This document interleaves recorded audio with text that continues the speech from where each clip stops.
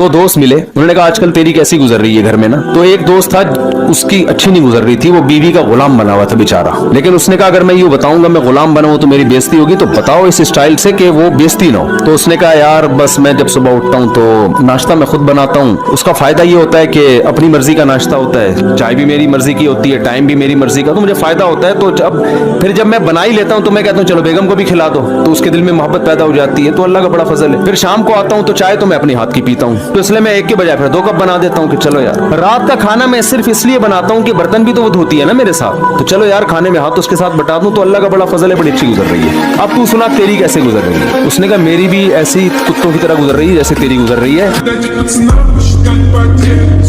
जिससे जितने पैसे निकलवा सकते हो निकलवाओ।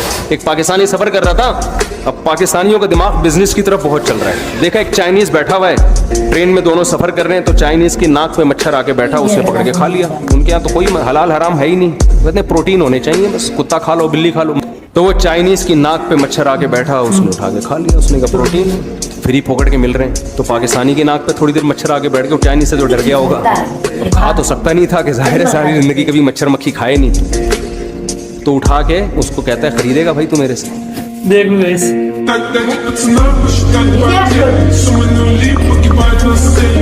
एक आदमी की लॉटरी निकली ना, एक 10 करोड़ रुपए की, गरीब आदमी था। माहिर नफ्सियात से रब्ता किया कंपनी ने कि भाई इसको अगर हमने अचानक बता दिया कि तुम्हारे 10 करोड़ निकले तो मरना जाएंगे खुशी से, तो माहिर नफ्सियात को भेजा जाए जो इसको आराम आराम से बताएं। तो माहिर नफ्सियात गया उसको समझाने के लिए, बोला अगर तुम्हारे 1 लाख रुपए लॉटरी में निकले तो तुम क्या करोगे। खुश हो जाएंगे भाई, ये करेंगे ये करेंगे ये करेंगे। 1 लाख से 2 लाख, 2 लाख अगर निकल जाए, 10 लाख अगर निकल जाए, होते होते होते आ गया 1 करोड़ रुपए ना, कि अच्छा अगर 1 करोड़ निकल जाए, उसने कहा आधे तुझे दे दूंगा, ये मर गया। औरतें बड़ी होशियार होती है पता है आपको, रोते हुए भी एक दूसरे के दुपट्टे चेक कर रही होती हैं। वो कपड़ों के मामले में एक औरत की मैयत हुई ना, वो रो रही है। मैयत में जो औरतें आती हैं ना, रोते रोते साड़ियाँ दुपट्टे चेक कर रही होती हैं एक दूसरे की, बातें बातें रोते थे, हाय मुन्ने के अब्बा दुनिया से चले गए, हाय हाय बहुत अफसोस, बहनी दुपट्टा कहाँ से लिया तुमने, हाय हाय हाय हाय हाय बहुत अफसोस हुआ। तो वो रोते रोते बता रही होती है, हाय हाय बहुत अच्छे थे मेरे मियाँ, बुल्टन मार्केट से खरीदा था। मदरसे के बच्चे चाहते थे हमारे जो कारी जिनका नाम अब्दुल गफूर है ये छुट्टी करें, छुट्टी नहीं कर रहे थे वो, अब बीमार नहीं होते थे, सेहतमंद थे। तो एक बच्चे को शरारत हुई, वो कब्रिस्तान में छुप के कब्र के पीछे बैठ गया जहाँ से कारी साहब रोज गुजरा करते थे, और कब्रिस्तान में सलाम करते थे, अस्सलामु अलैकुम या अहलल क़ुबूर।